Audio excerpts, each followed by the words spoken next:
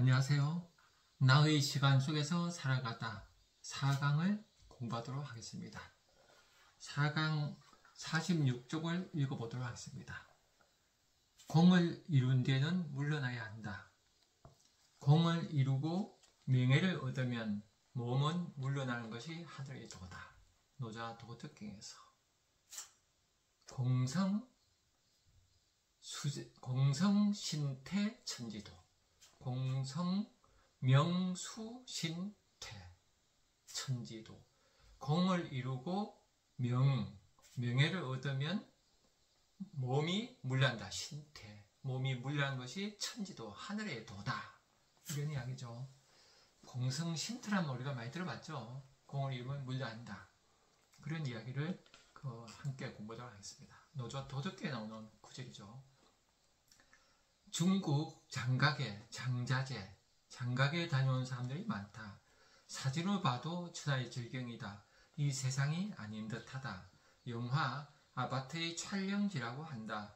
이 깊은 오지에 숨어든 사람이 천하의 장량이라고 한다. 장량은 한고조 유방을 도와 한나를 세운 건국의 1등 공신이다. 하지만 나를 반석 위에 올려놓은 뒤 장가기로 표피 사라진다. 미련을 갖고 남아있었던 비명 행사했을 것이다. 무섭죠? 이때 한고조 유방은 어때요? 그 당시에 그다지 이렇게 뛰어난 사람은 아니었죠. 시골에 아주 낮은 벼슬을 하고 있는 한량이었다 그러잖아요. 이런 사람을 이제 장량이라는 뛰어난 인물이 알아본 거예요. 저 사람이 천하를 구할 사람이다. 왜냐하면 이 당시에 중국은 어때요? 전주 전국시대를 거쳐서 진시황이 천하를 통일했죠. 그 천하를 진시황이 통일한 뒤에 이 진시황이 일찍 죽어요. 죽고 나서 천하가 이제 막 어지러워져요. 그래서 나중에 두 영웅이 남죠. 유방과 항우. 그래서 이 장량은 이제 누구를 선택해요? 바로 장량을 택하는 거예요. 장량이 천하의 천적감이다. 일단 나라가 통일돼야지 전쟁이 사라지죠. 그러니까 장량은 백성을 생각한 거예요. 장량이 인프에 100% 있어야 지한 게 아니라 그래도 장량을 천하의 천하를 움직이는, 천하를 갖게 하는 천자가 되면은 세상에 전쟁이 줄어드니까 안정된다고 본 거예요. 그래서 유방을 도와서 천하를 이렇게 통일을 해요. 항우를 이제 죽이죠. 그런데 그렇게 하고 나니까 어때요? 권력을 다 가진 유방이 어때요? 이제는 신하들을 죽이게 돼요. 그죠? 이게 토사구팽 그러잖아요. 어쩔 수가 없죠. 안 그러면 권력 유지가 안 돼요. 그래서 저는 권력 없는 세상이 좋아요. 인디안들, 그죠? 옛날 원신, 아메리카 인디안들은 권력 없는 세상이에요. 부족장이 있어도 짱에게 권력이 없어요. 권력이 없어야 되지. 권력이 있으면 그걸 막 찾아내고 싸우게 돼요, 사람은. 그래서 이때 천자라는 게 얼마나 대단한 권력이에요. 그러니까 권력 때문에 이제 권력에 위험이 되는 사람 다 죽이는 거예요. 장량같이 뛰어난 인물을 그냥 두겠어요. 그래서 장량이 알아서 도망가는 거예요. 이때 공을 이루면 물러나라. 바로 노자의 가르침이죠. 공을 이루고 명예를 얻었으면 물러나야 한다. 그래서 장량에 물러와서 잘 이렇게 여생을 보내다가 돌아가셨다 그래요. 이게 멋있는 삶이죠. 근데 우리는 공을 이루면 어찌 은혜를 모르고 하면서 버텨요. 그러다가 이제 토사구팽 당하죠. 그래서 그 다음에 또 읽어볼게요. 그래서 고대 중국의 철인 노자는 말했다. 공을 이루고 명예를 얻으면 몸을 물려한 것이 하늘의 도다. 토사구팽이라고 생각하지 말아야 한다. 그것은 자신을 사냥꾼으로 만드는 일이다. 천지자연의 이치가 공을 이루면 물러난 것이다. 가을이 오면 아무리 울창한 숲을 이루었더라도 나무들은 미련 없이 나뭇잎을 떨어뜨린다. 그것이 사는 길이다. 인간 세상도 천지자연의 일부이기에 한 채의 오차도 없이 천지자연의 이치를 따른다. 공을 이루고 물러나기는 쉽지 않다. 온 마음을 다해 이룬 공, 어떻게 내려올 수 있겠는가? 장량의 처지에서 홀로 쓸쓸하게 역사의 무대에서 퇴장하는 게 얼마나 고통스러웠을까? 시골의 건달에 불과했던 유방을 한의 태조로 만들었지만 모든 권력이 유방 일가에 집중되어 갈 때 그는 깊은 자괴감을 느꼈을 것이다. 권력은 부자지간에도 날 수 없는 것. 하물며 어찌 황제와 신하가 나눌 수 있겠는가. 그가 무릉도원 장가계로 숨어들었을 때 그의 가슴에 울분이 가득 찼을지도 모른다. 하지만 차츰 시간이 흐르며 그는 깊은 내면에서 솟아올라오는 희열로 충만해져 갔을 것이다. 인간은 다 버리고 나면 몸뚱이만 남는다. 몸뚱이는 영적인 몸이 된다. 영혼 그 자체다. 그래서 우리는 다 버릴 수 있어야 돼요. 다 버리면 뭐 다 잃을 것 같지만 이제 육체를 잃으면서 영혼을 얻어요. 인간은 물질인 몸으로 사는 것 같지만 실은 몸은 영혼 그 자체다. 영혼은 인지장이죠. 영혼은 천지장인과 하나다. 다 버리고 나면 인간은 우주만큼 커진다. 우주 그 자체가 된다. 비로소 신이 되는 것이다. 인간으로서 자아실현한 장량, 이제 자아의 초월까지 한 것이다. 이 자아실현과 이제 자아초월을 보면 인간의 그 큰 욕구예요. 이 메슬로가 연구했죠. 메슬로는 자아실현의 욕구를 이제 재창했죠. 그래서 첫째가 생리 욕구. 생리 욕구 하여튼 중요하죠. 먹고 잠자는 게 중요해요. 그러면 이제 배가 부르면 안전의 욕구 생겨. 안전하고 싶어요. 배도 부르고 안전하면 이제 어디 사회에 소속되고 싶어요. 비로소 남이 보여요. 남과 더불어 사랑하고 이렇게 살고 싶어요. 그게 됐을 때 이제 자존감이 생겨요. 아우, 내가 참 멋있다 생각해요. 그 다음에 나를 실현하려고 해요. 자아 실현해요. 그래서 나의 재능, 능력, 개성을 실현하려고 해요. 그래서 이것이 되면 이제 사회에서 솔직히 출세한 사람이 되는 거예요.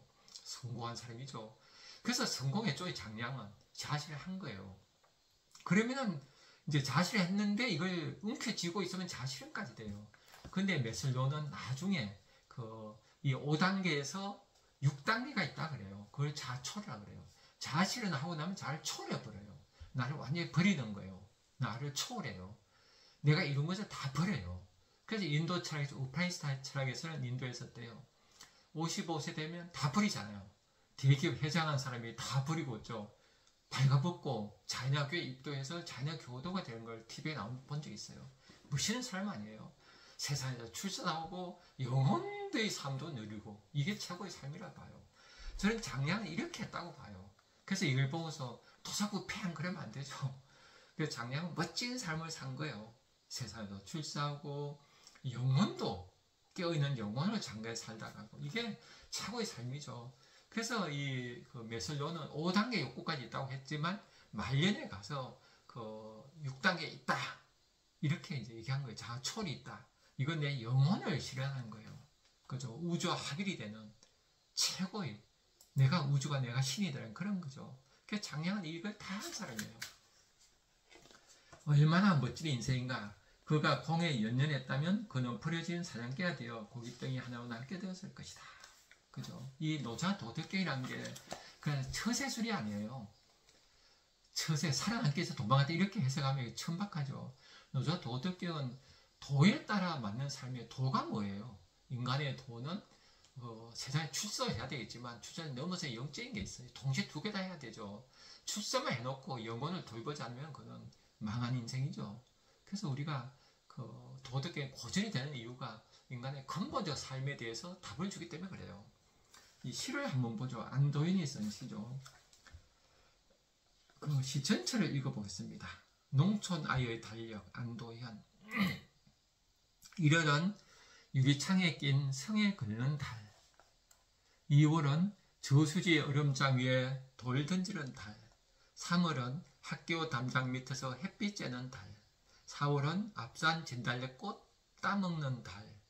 5월은 올챙이 뒷다리 나오는 것 지켜보는 달. 6월은 아버지의 종아리에 거물이가 붙는 달.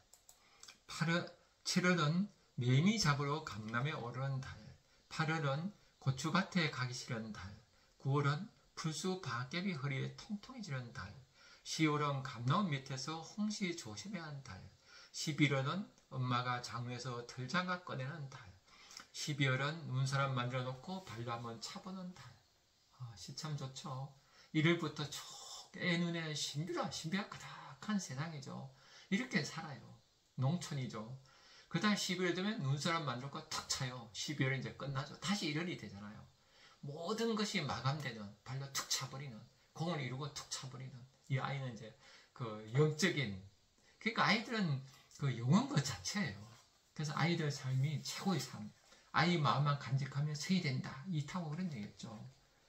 그래서 어때요? 아이들은 자신의 공을 스스로 헛문다.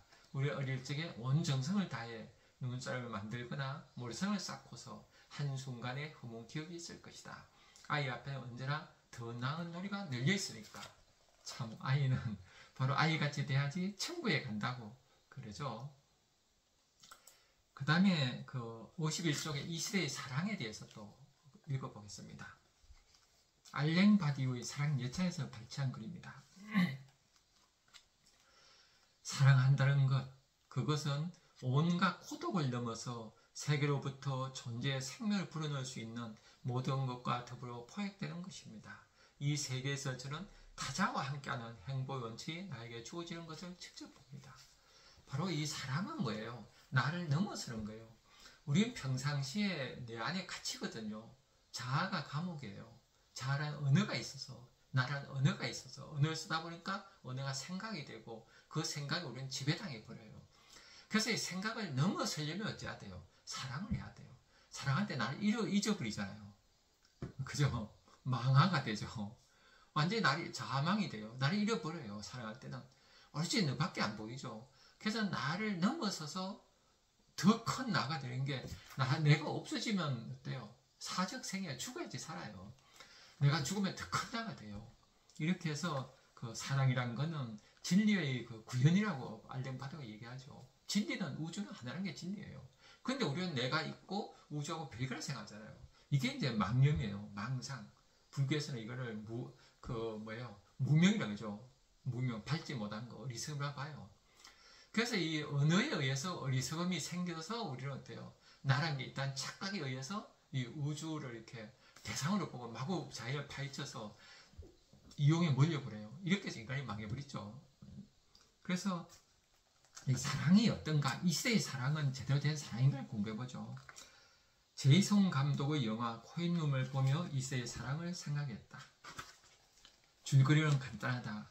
공장에서 일하는 가장 지처럼 우연히 역 앞에 있는 코인룸이라는 간판을 보고 호심에 들어서게 된다. 직원에게서 5만원권 지폐를 동주로 바꾼 그는 미로 같은 어둑한 길을 따라 한 룸에 들어간다. 커튼을 열자 한 여인의 하체가 뒷모습을 드러낸다. 어서 와, 자기야. 여인의 매혹적 목소리. 하체의 뒷모습만 보이는 여성. 상처는 벽으로 가려져 있다. 지철은 이 여성과 뜨거운 사랑을 나누게 된다. 아, 얼굴 없는 여성과의 사랑. 언제든지 동전만 넣으면 된다. 지철은 이 여성에게서 진정한 사랑을 느끼게 된다. 이런 시대의 사랑이 이 시대의 사랑이 아닐까? 언젠가 한 성교육 강사에서 들었다. 요즘 젊이들은 못해서 30분 동안 사랑을 나눈대요.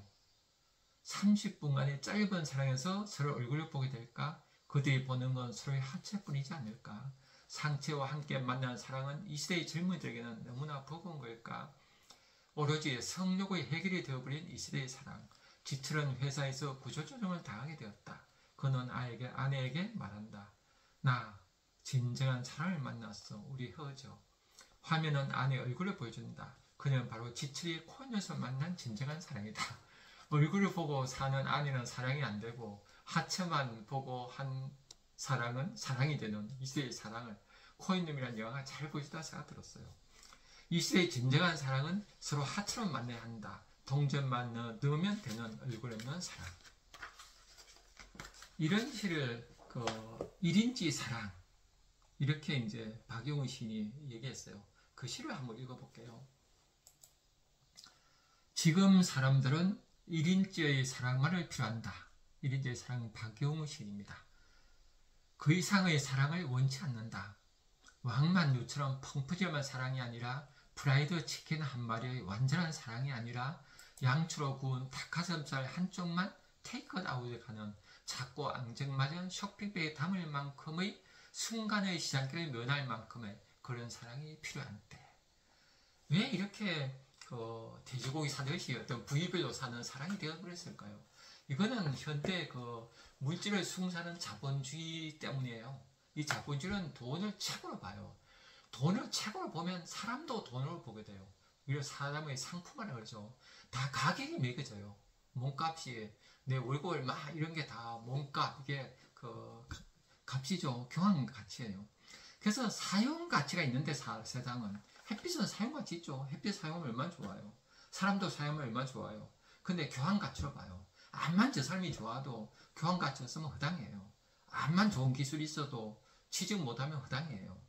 암만 좋은 책도 안 팔리면 허당해요. 이게 자본주의 시대의 어떤 가치, 교환 가치거든요. 교환돼야지 가치가 생겨요. 그래서 이 시대에는 사람도 이렇게 보게 되는 거예요. 사람도. 이렇게 되니까 우리 현대에는 사랑이 사라져버려요. 이렇게 되면 인간이 어때요? 문제는 제대로 된 인생을 못 살아요. 나라는 거는 나 하는 자아는 이제 허상이죠. 작은 나예요. 진짜 나는 어때요? 사랑할 때 내가 느껴져요. 사랑할 때. 나를 더 큰 나가 될 때. 우리가 그래서 감동받을 때 행복이 오잖아요. 감동받을 때 내가 사라질 때예요. 내 안에 감정이 움직여서 감정이 움직여서 우주의 이 파동과 하나를 만나서 우주 전체와 하나가 되어서 춤출 때예요. 내가 하나의 파동이 될 때예요.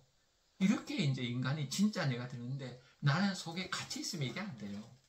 그래서 그 다음에 또 읽어볼게요. 1인째의 사랑이 필요한 때 현대가 그렇죠. 나머지 99인째의 사랑이 우리 안에서 부글부글 다 밖으로 마구 흘러간다. 세상은 토사물로 가득하다. 군태, 우울증, 불면증, 광장애, 자해, 스토커, 동반자살, 도박, 마약, 사이비 종교. 이게 우리의 현대인의 삶이죠. 이렇게 해서 참 감동 없이 무너지는 날들인 그런 날들을 우리가 살아가요. 이렇게 된 게 바로 1인째의 사랑만 하는 그런 시대죠. 그래서 우리는 알랭 바둑에 의한 사랑 예찬, 사랑을 해야 돼요. 나를 넘어섬을 처음 해봐야 돼요. 근데 우리는 그 중고등학교 때 사랑을 못 하잖아요. 유럽은 여고생 교실에 어때요? 콘돔 있잖아요. 그죠? 그래서 아이들한테 사랑을 잘 이렇게 하라고 해요. 그런데 그렇게 하면 어떻게 될까요? 우리가 생각하면 타락할까 생각하는데 안 그렇죠. 그 아이들은 그게 사랑하면서 사랑을 알아요. 그래서 나를 넘어선 걸 알아요. 그래서 큰 가치를 알고 우정을 알고 나라를 사랑할 수 있고 이런 어떤 큰 사랑을 알게 된 아이가 되죠. 그래서 이 시대의 사랑, 슬픈 사랑에 벗어나서 우리 더 큰 사랑으로 살아가도록 합시다. 감사합니다.